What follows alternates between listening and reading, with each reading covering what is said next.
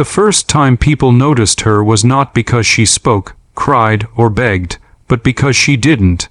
In a world that constantly demanded noise, explanations, and proof of pain, her silence sat like a heavy fog over the cracked sidewalks of the city, thick and impossible to ignore.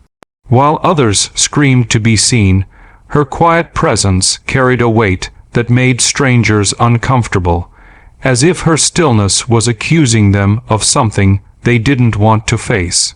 If you believe that kindness still matters in a world that often looks away, if you believe in second chances and unheard stories, take a moment right now to like this video, share it with someone who needs hope, leave a comment and subscribe to the channel.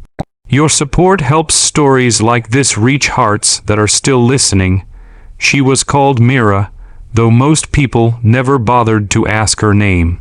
She lived in a narrow, forgotten corner of the city where buildings leaned toward each other like tired old men, and sunlight rarely touched the ground. Her home was a single-room shelter with peeling walls and a roof that leaked every monsoon, shared once with parents whose dreams had been larger than their luck. Poverty did not arrive suddenly in her life. It crept in slowly like rust, eating away at comfort, dignity, and finally voices. By the time Mira was 12, her mother's strength had been worn down by illness and long hours of labor, and her father's hope had collapsed under debts he could never repay. When they were gone, what remained was a girl too young to be alone and too quiet to ask for help. The city was loud, endlessly loud, with horns, arguments, and ambition echoing through every street. But Mira moved through it like a shadow. She worked wherever she could, cleaning floors, carrying water, sorting trash behind shops that never looked at her twice. People noticed her thin frame, her worn clothes, and her downcast eyes, but they assumed her silence meant weakness or ignorance. They did not know that silence was something she had learned carefully, like a survival skill.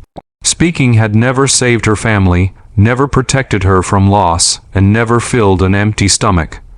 Silence, at least, kept her invisible, yet invisibility has a cost. It teaches the world that you can be stepped over without consequence. Shopkeepers underpaid her because she never argued. Employers dismissed her without explanation because she never protested. Even cruelty learned that she would not resist. Still, she endured, carrying her days one after another, believing that survival itself was enough reason to keep walking. There was a school she passed every morning on her way to work, a building painted in fading blue with laughter spilling out during recess. She never stopped, but her eyes lingered. Education had been a door closed too early in her life, and though she never said it aloud, the longing sat quietly in her chest, heavy and constant. She imagined what it would feel like to sit at a desk, to hold a book that belonged to her, to be called by her name and not by the work she did. But dreams, like food, were rationed carefully when you were poor. One evening, as the sun bled orange across the skyline, Mira collapsed on the steps outside a closed shop. Exhaustion had finally overtaken her. People passed by, some annoyed, some indifferent, a few curious, but none stopped. Her silence once again made it easy to pretend she wasn't there. Hours later, an elderly woman named Saraswati, who ran a small roadside tea stall, noticed her unmoving form. Saraswati had lived long enough to recognize quiet suffering when she saw it. She brought Mira water, then food, and waited. Mira ate slowly, gratefully, without a word.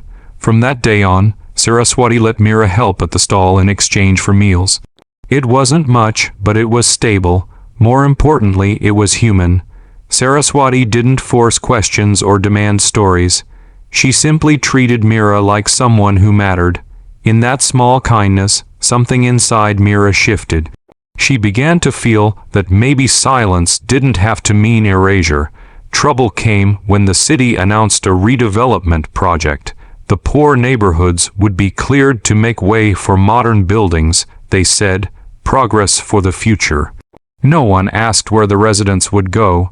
Notices were pasted on walls, written in official language most couldn't read.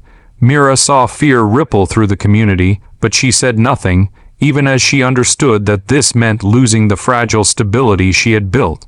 People argued, protested, shouted at officials who never listened. Their screams echoed through the streets, loud but ineffective. Mira watched quietly.